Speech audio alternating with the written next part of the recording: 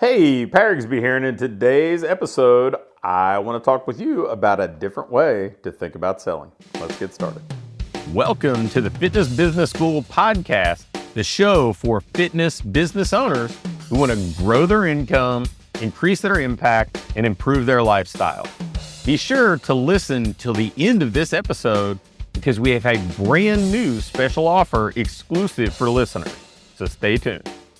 So the other day, I was writing up a document for some clients in our sprint program, and it was just a way that I wanted them to appreciate putting new offers in front of the people in their lives. And for the entire time that I've been coaching business owners, I've been very much an advocate of inviting people in your network or connecting with people in your network and seeing them as a vehicle to build a great business. And I think a lot of people are very apprehensive. They don't want to be quote unquote salesy. And it's funny, I saw a post on social media where some guy said, if you don't like being salesy, then you probably like being poor. And it was just some snarky comment for just one of those guys that just love to attract attention by controversy or being polarizing. But I mean, I get it, right? I don't get these invites quite as much as I used to, or these outreaches quite as much as I used to. I get plenty of outreach about people wanting to sell me their high ticket coaching expertise or something like that. But for many years, it seemed like the network marketing world was really proactive in reaching out. And invariably, there would be people that I went to high school with or went to college with that would reach out, and there would be some sort of scripted preliminary single sentence or two, and then some pitch as to why my life was unfulfilled because I wasn't selling some supplement. And if you politely decline, they would keep pushing and try to suggest that you're foolish for not wanting this wonderful thing. And I think a lot of that is what drives a lot of the stigma where people are like, I don't want to be salesy. That's not salesy. That's just being a jerk. And that's completely different in my mind, right?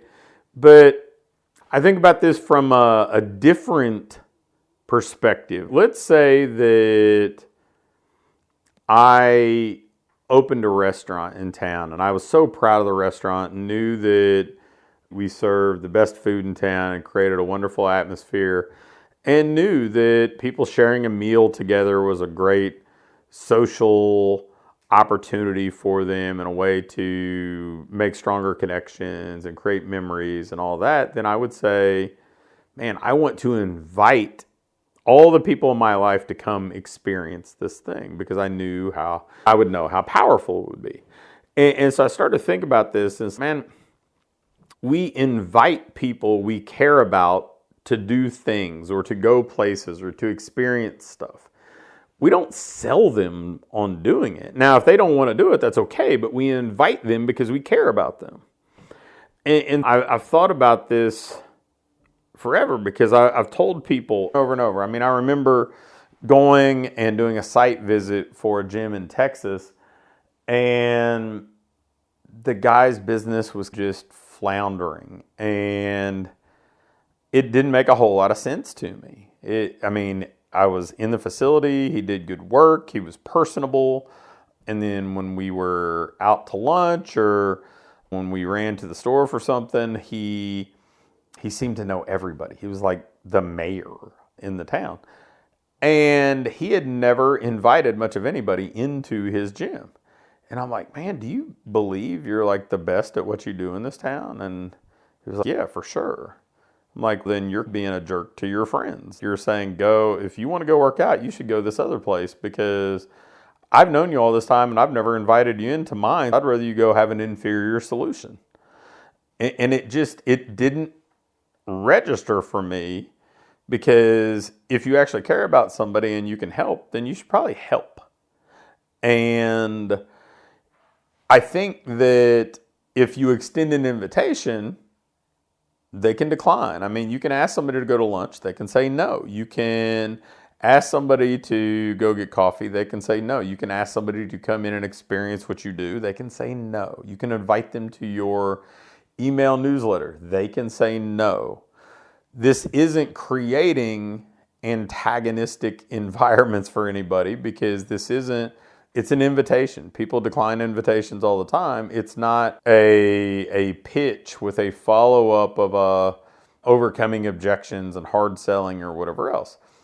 And I think that if you reframe this in your mind that, hey, I want to help the people in my life, I'm going to invite them and help. And if they decide they want to do something more with us, they can. But worst case scenario, they can go become an advocate for us because I helped.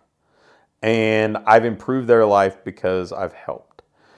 There's just such an opportunity there. And if you were to pull out your phone, there would likely be dozens, hundreds, maybe even 1,000 contacts, depending on how you set up your phone. If you open up your social media, there are going to be hundreds, if not thousands of contacts. There are people that you can invite to experience what you do, whether it's to read your weekly newsletter and get some tips and actually get some advice that they can trust instead of having to sift through the abundance of kind of sketchy information online. If it's coming into your facility so they can just gain a little bit of momentum.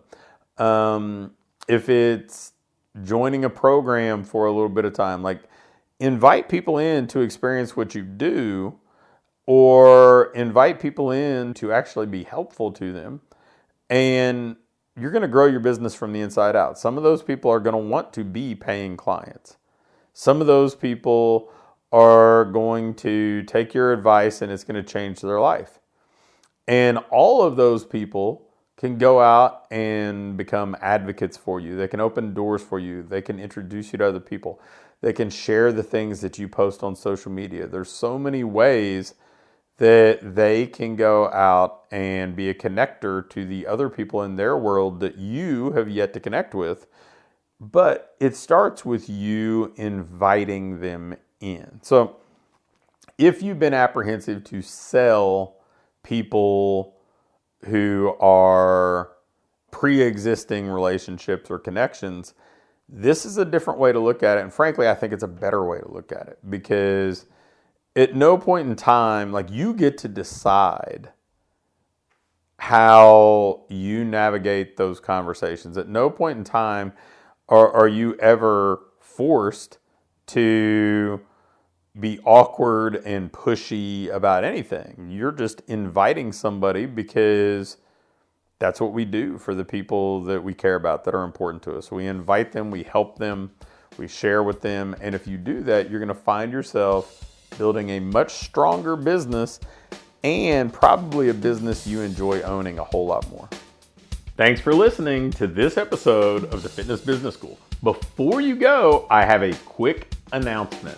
One of the things that we've been doing with our current clients is taking them through this ideal business diagnostic. And really what it is, this checklist that allows you to pinpoint exactly what your business needs next, so you can keep improving, keep growing, and build a business that you love to own. One that pays you well, one that allows you to have the impact you want to have, and one that allows you to have a lifestyle that you truly enjoy. In this diagnostic, we walk through everything and we do an evaluation and can instantly pinpoint what you need to do next to build that business that you want.